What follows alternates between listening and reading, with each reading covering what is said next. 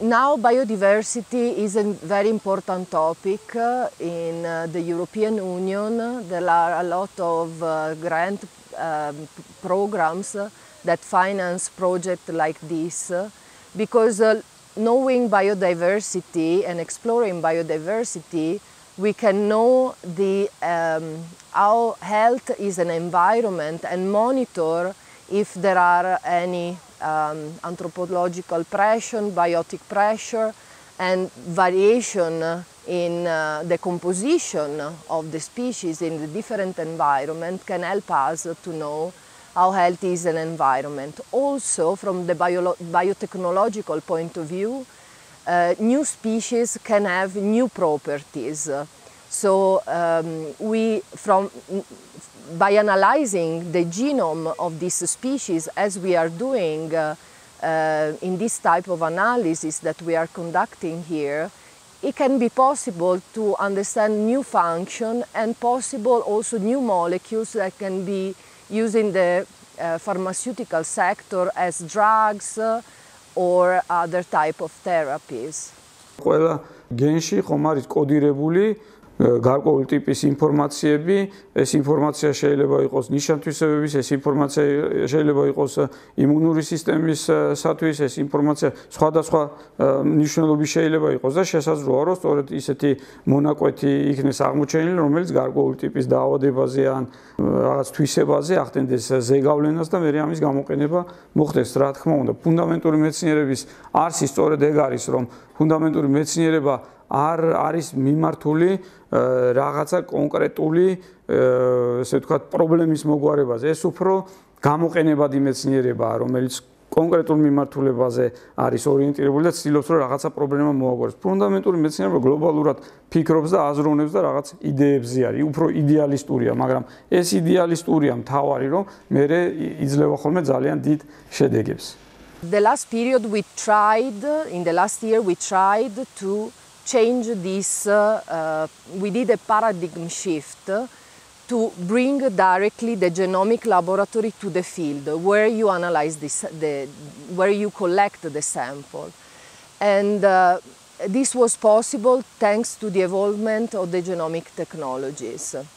And this is a technology that is provided by Oxford Nanopore that allow us to sequence in any place. This is a very small device that can sequence directly being plugged to a laptop, so it can be used anywhere in any kind of environment.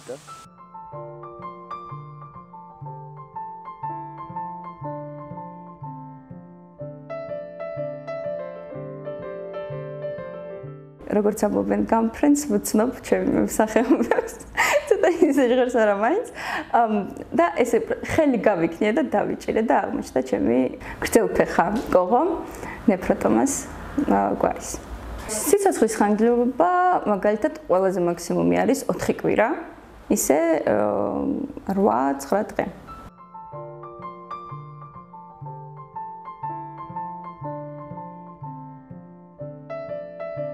ექვსი წელი იმისთვის ისწავლე რომ კოღოებს ზდიო და ეგეთი რაღაცები ველზე ირბინო ეგრე მეუბნებიან რა თქმა უნდა არის ესეთი ხალხიც მაგრამ უმეტესობა ისეთი ვიცაა რომლებიც მართლა ხედავენ მნიშვნელობას იმისა რასაც ვაკეთებთ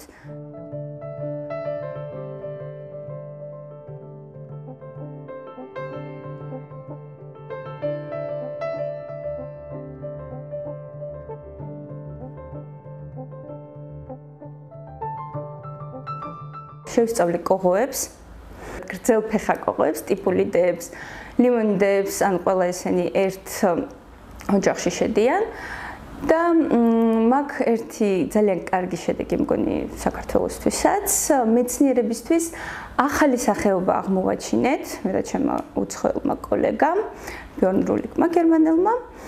ეს არის სავარცხლურების გვარის წარმომადგენელი. 24-22 სახეობა არის წარმოდგენილი ამ გვარიდან და ჩვენი კიდევ ერთი დაემატა და ძალიან კარგი ამბავია საქართველოსთვის, იმიტომ რომ აქამდე არსად არ ყოფილა ეგეთი ინდივიდი ნაპოვნი.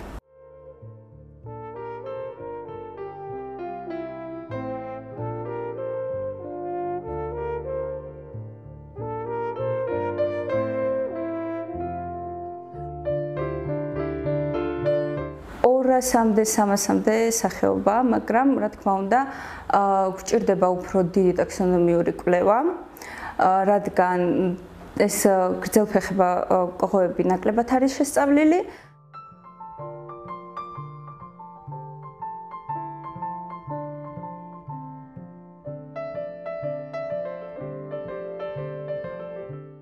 ერთი შეხედვით მაგათი ყველას ეშინია. აი რო დაინახავენ, ეგრევე კიბოს იწყებენ, იმიტომ რომ ძალიან გრძელი ფეხები აქვთ და დიდებიც არიან. ადამიანისათვის სრულიად უვნებლები არიან და არც დაავადებები გადააქვთ და არც იქბინებიან.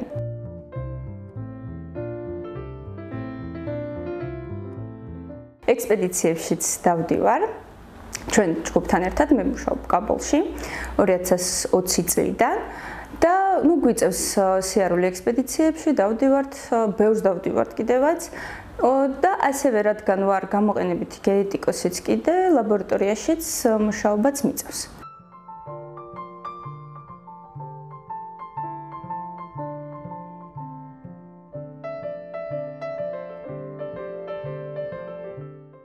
შემიძლია რამდენიმე გაუსვლელადაც ვიყო რამდენიმე საათი ლაბორატორიაში, იმიტომ რომ ვიცი რომ საინტერესოა და კარგია, ან არ მბეზდება ხოლმე.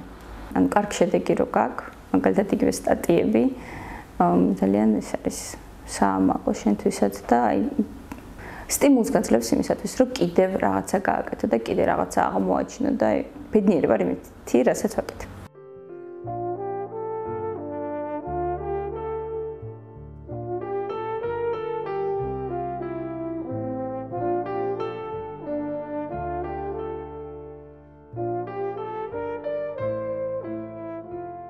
So why it is important to sequencing directly in the field? As I mentioned, biodiversity is an important factor to monitor the environment, but frequently biodiversity-rich countries are also those that lack specific equipment and facility to analyze genomes and genomic facility. So bringing this small laboratory directly in this country make possible to perform the analysis directly where the species are collected. Then sometimes it's also difficult to take out from the country this species, so having the possibility to analyze directly on the field this species is very important. And finally also, if you analyze pathogens, for example, it's important not to spread the pathogen and pest in other places in other country. It's important to analyze these species directly where they are collected. And also, for example, for the biospeleologist, it can be important to know immediately what they collect so they can know if they should continue the investigation or they have just found a new species or a known species. So this is the reason why we are doing this.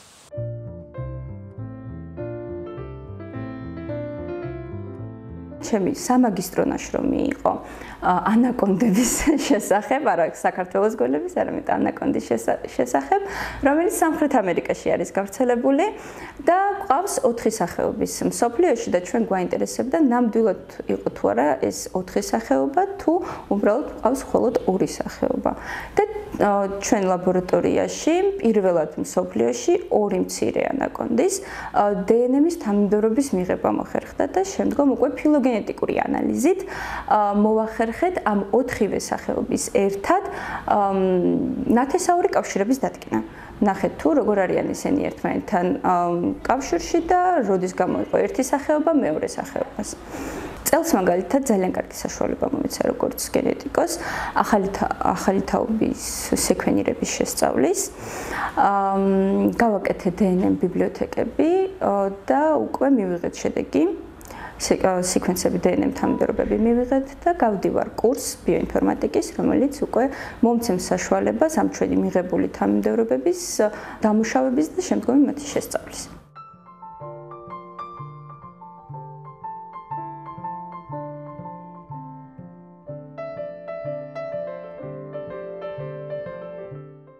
ანაკონდების დაციტირება უკვე მოხდა და ძალიან გვიხარია ხოლმე თითოეული ციტირება, რადგან ჩემი პირველი სტატია იყო უცხოელ ავტორებთან და თქმა უნდა ბატონ დავით თარხნიშვილთან ერთად, რომელმაც მომცა მაგის საშუალება, რომ ზოგადად ამ ანაკონდებზე მიმუშავა და მაგ გენზე.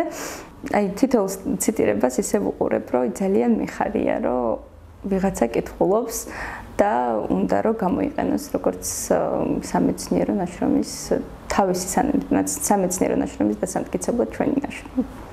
I am a professor of ecology in Košice in Slovakia, and I have a specialization of I'm focused on soil and cave fauna, and mainly focused on arthropods. From them to collembola, that are very beautiful and tiny animals, and palpigrades, and collembola are everywhere in soils, in caves, and they are very important from point of view of circulation of nutrients in the nature and so on. So they are ecologically very important. And why to study them more? Biodiversity.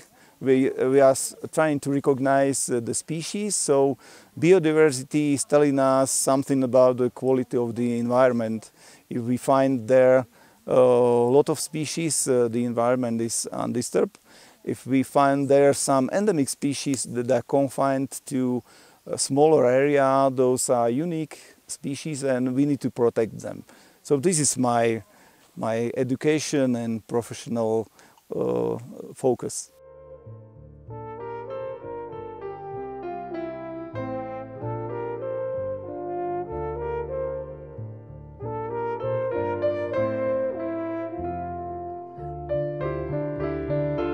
We have a long-term collaboration with other speleologists and biospeleologists that put us in connection with Shalva, that had this great idea to explore biodiversity in caves in Georgia, and as known that we had this portable genomic laboratory that we could use in this expedition.